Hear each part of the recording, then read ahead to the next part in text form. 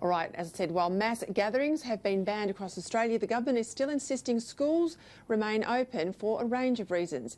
In this, they've been following the clear advice from the country's top medical experts. But despite this, there's still plenty of debate around the subject. So we hit the streets to ask you, do you agree the government should keep following the health advice that schools remain open, and why?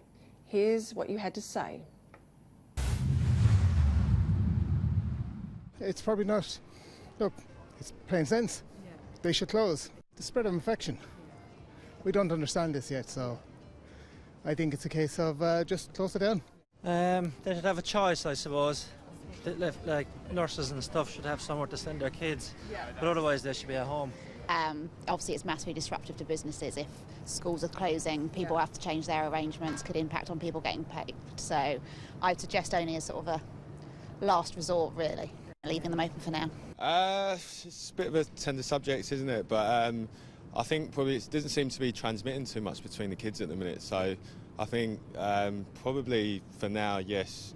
I know in the UK they're looking at closing the schools. So it's a difficult one because obviously you've got, parents, having to stay at home, look after the kids, and the impact that could have on the health system as well. Obviously nurses staying at home. So it's a tender subject, but I think in the minute maybe keep things as they are.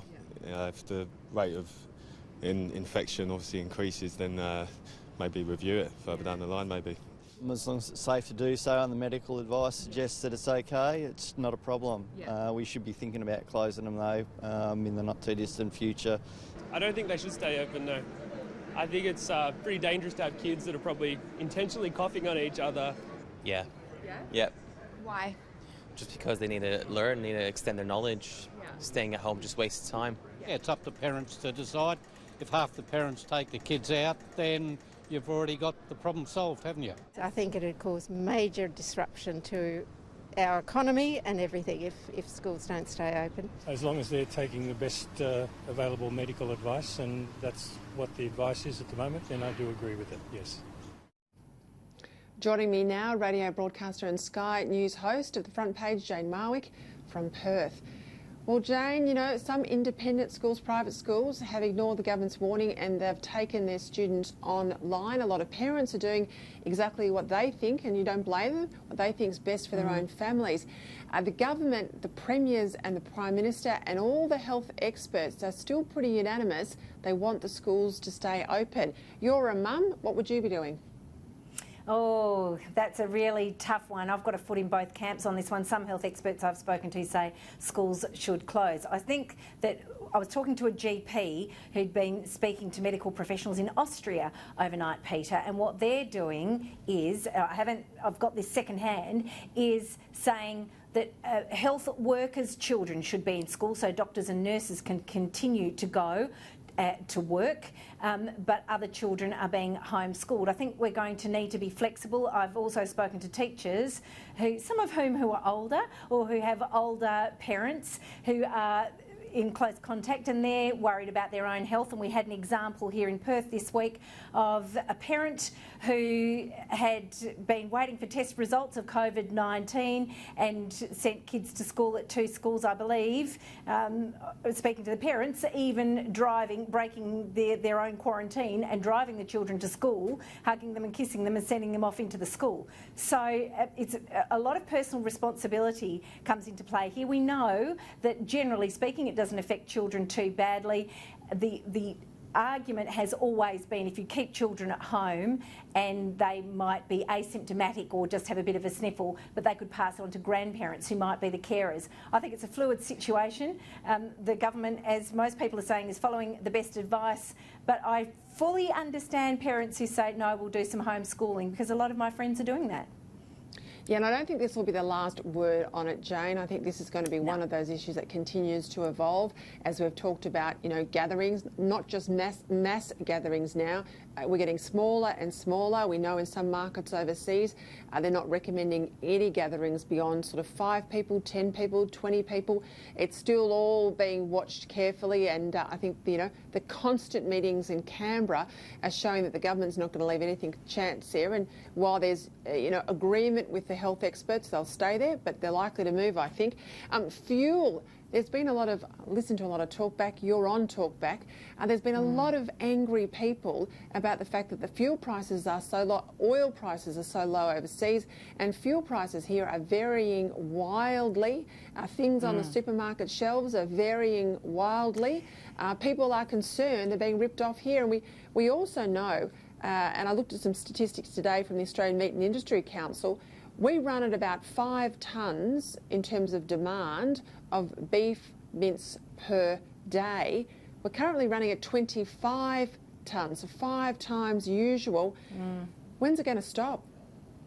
Don't know, but I'm really pleased that Peter Dutton is alert to what's been going on, and we know that we can see that there's organised crime involved in those raids on supermarkets, and a couple of journalists and myself have been watching it unfold in Perth. We've seen busloads going out and raiding country towns, and I've been dealing with pensioners and people really hard up who've been trying to get food and staples for 2 weeks now.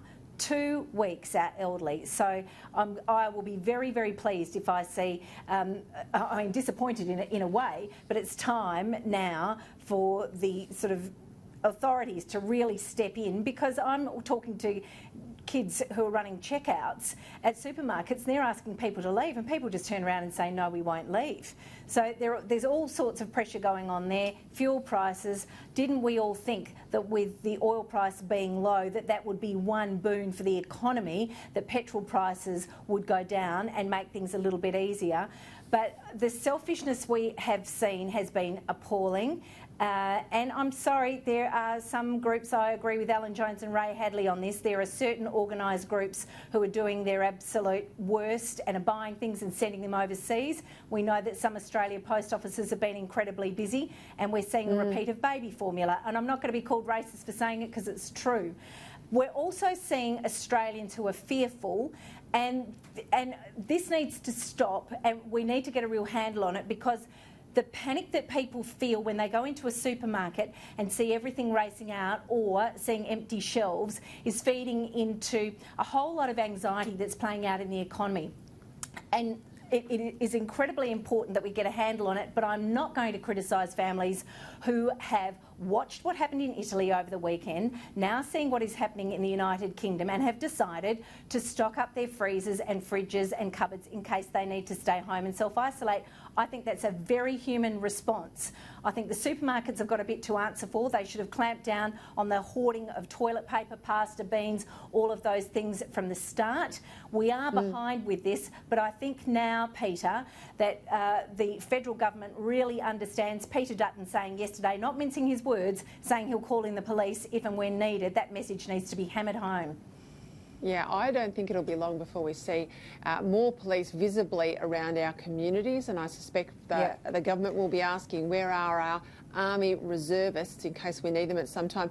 Just before we go, I want to get into 2 other quick things, but petrol, the RACV, the motorist organisation in Victoria, says if you're paying above $1.18 a litre, you are being overcharged. Fuel is coming in at a wholesale price of just over $1.04. Some stations are charging $1.60, if you can believe it. Some good ones are down there at the dollar.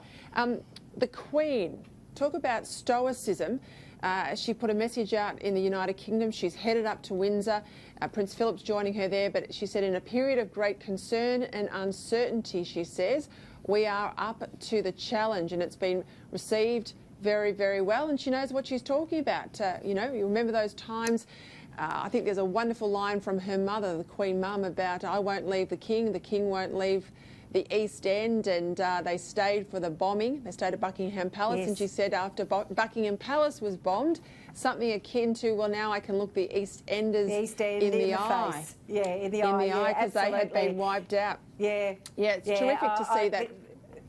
It is brilliant and unsurprising. I mean, the Queen has seen so much in her lifetime, and we all need to take a leaf out of her book, quite frankly. The other thing I want to say tonight, Peter, is we need to be kind. OK, we know that there's organised crime and people doing rotten things, but I am seeing kindness. I spoke to a pensioner yesterday, a disability pensioner, who'd rung the radio station 2 weeks ago, unable to get toilet rolls. He said to me yesterday, Jane, I've got 6 spare. If you know of anyone in Sydney who's stuck, I'll happily give those away. There is a lot of kindness. Now, kindness doesn't get reported that much because it's not sensationalist. So look after the elderly, look after the vulnerable, wash your hands, keep a cool head, and get those police out there, Peter Dutton, and let's crack down on the people doing the wrong thing, because the vast majority, Peta Credlin, are doing the right thing.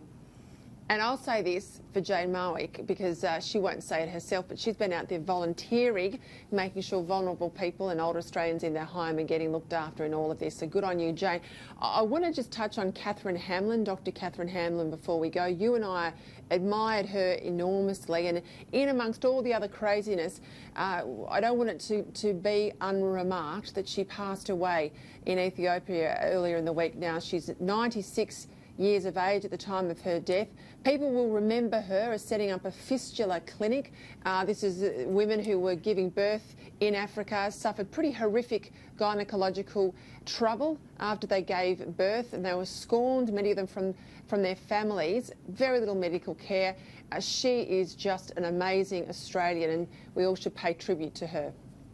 Absolutely, couldn't agree more. Vale, Dr. Catherine Hamlin, who brought grace and dignity back to the lives of women who had been outcast. Let's all stop and think about the great people in Australia and feel very, very proud. She's a sad loss. Thank you for bringing that up tonight, Peter. Thank you for the work that you're doing, and good on you for being the first journalist to ask Scott Morrison about COVID-19. Yes, I'm sure the Press Gallery would hate to be reminded of that. Jane Marwick, got to leave it there. All right.